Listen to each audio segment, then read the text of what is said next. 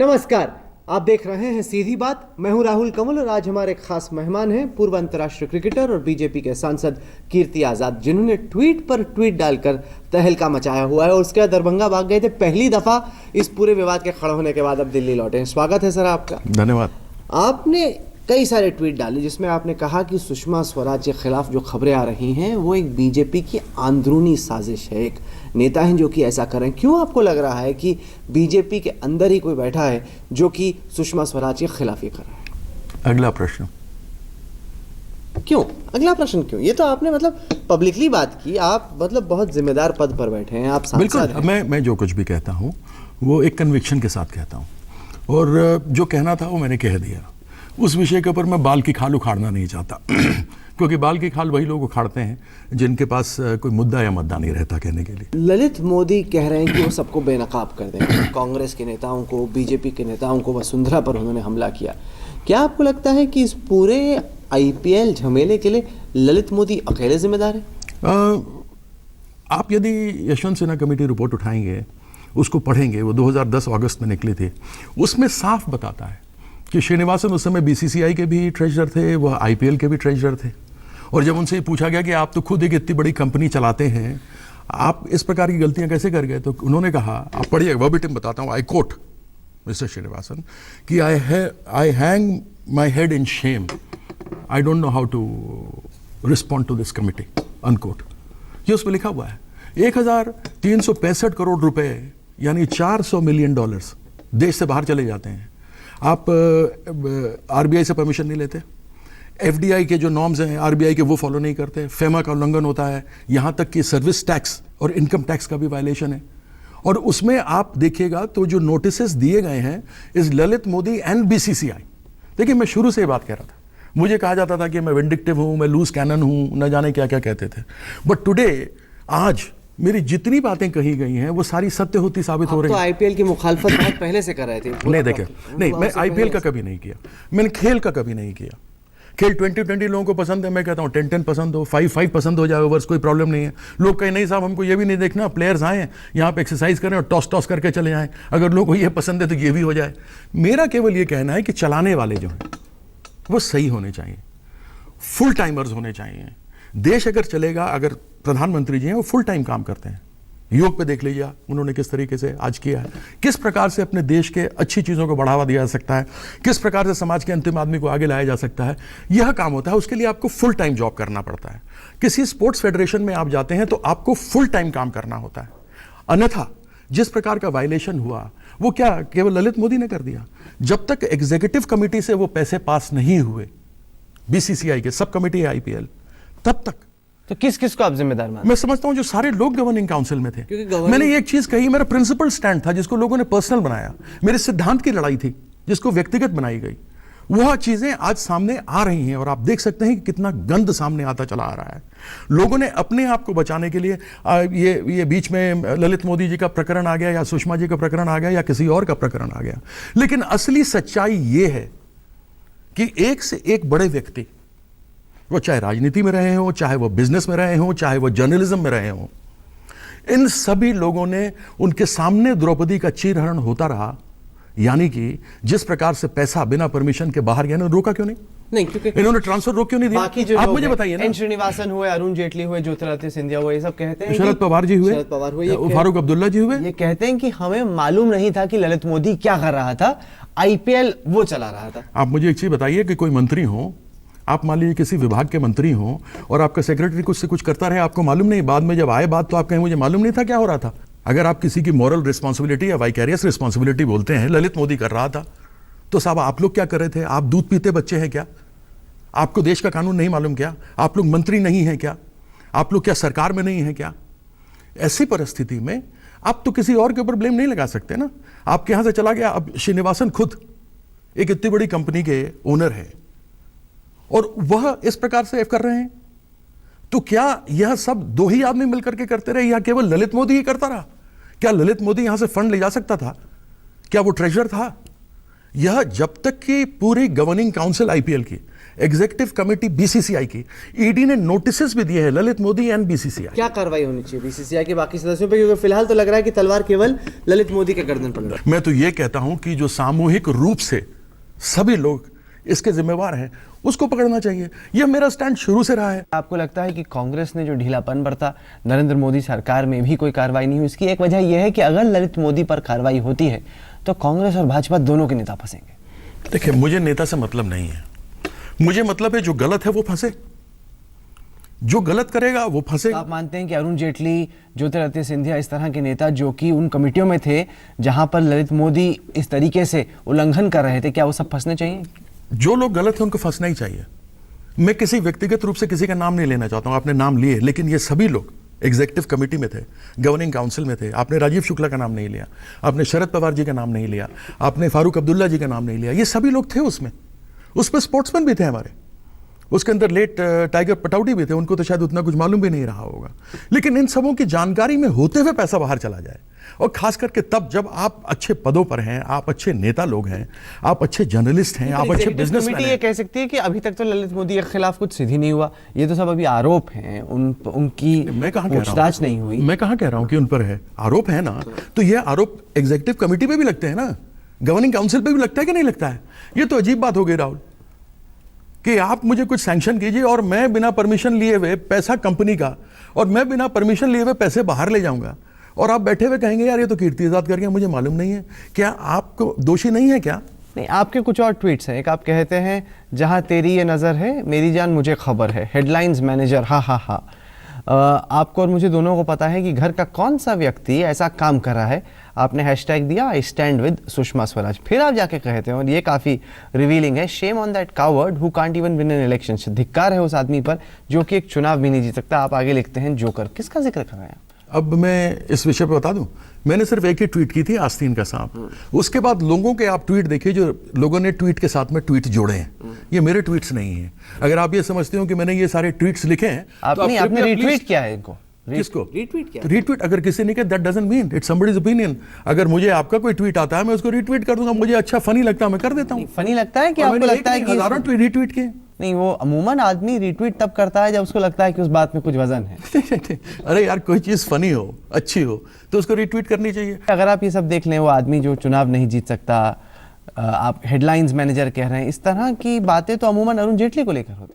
अब ये शब्द तो आप मेरे मुंह में डाल रहे हैं, मैंने तो नहीं कहा। नहीं डाला, ये सारे हिंट कर रहे हैं, उसी दिशा में हिंट कर रहे हैं। अब मैं कैसे कहूं? सीधा ये तो आपकी सोच है। नहीं, मेरी सोच नहीं है। तो आपका एक तो उनसे डीडीसीए को लेकर जो कोई नहीं है, मेरे सिद्धांतों की लड़ाई नहीं, डीडीसीए की मेरी लड़ाई सिद्धांत, मेरी व्यक्तिगत लड़ाई तो नहीं अरुण जी से, मेरी व्यक्तिगत लड़ाई तो नहीं है, मेरे सिद्धांतों की लड़ाई है। अब वहां 2 अक्टूबर को भी शराब बिकी है, यह एक्साइज कमिश्नर को भी मालूम है, उसके पास जा चुकी है, उसने कहा भी है कि हाँ ये सही है जो आरोप लगे हैं, उसके बावजूद कुछ नहीं हुआ।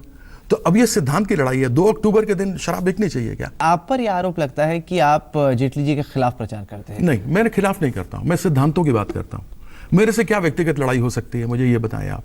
व्यक्तिगत कोई बना दे वो दूसरी बात है, मेरी लड़ाई सिद्धांतों की है। मैं एक खिलाड़ी रहा हूं, हृदय से एक खिलाड़ी हूं, अपनी भारत माँ के आन बान शान मान मर्यादा के लिए क्रिकेट खेला हूं, मैं कोई चोरी करने के लिए नहीं खेला।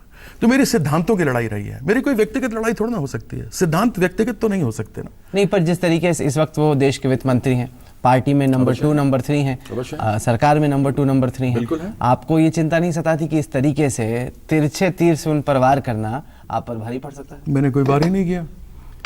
अगर सच्चाई बोलना गुनाह है तो यह गुनाह तो मैं करता रहा हूं, आज से नहीं।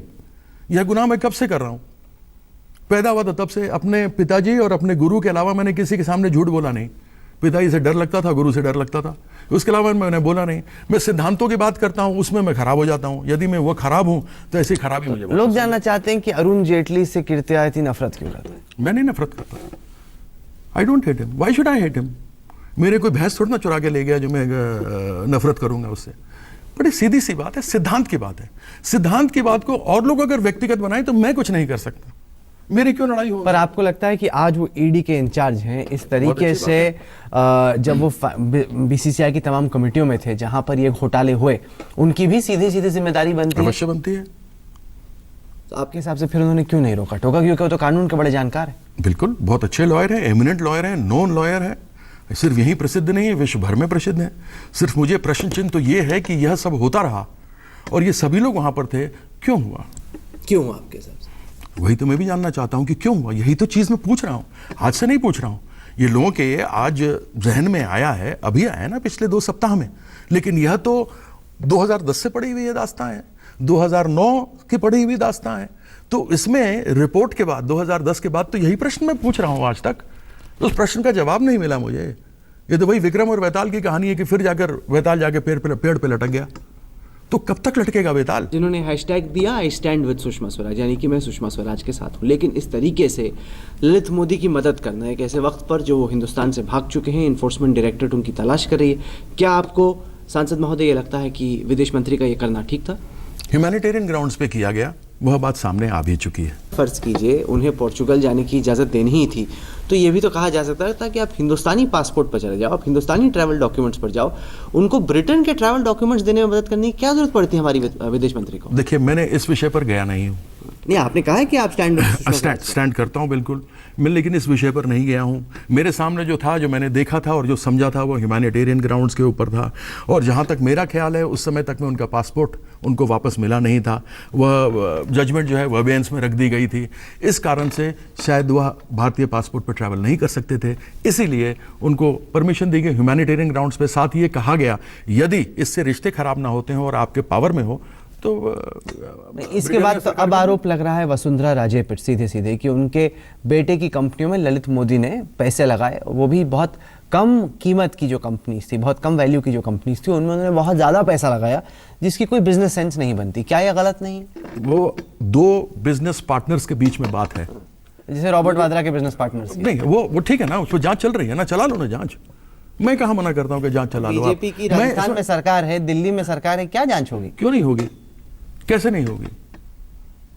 किसको पता है क्या होगा और क्या नहीं होगा? लेकिन मेरा केवल इतना कहना है कि यदि गलत है तो जांच होना चाहिए। देखिए, मेरा स्टैंड बड़ा सीधा रहा, जो गलत है वो गलत है, और गलत को आप सही नहीं कर सकते हैं, या जो सही है उसको आप गलत नहीं कर सकते हैं।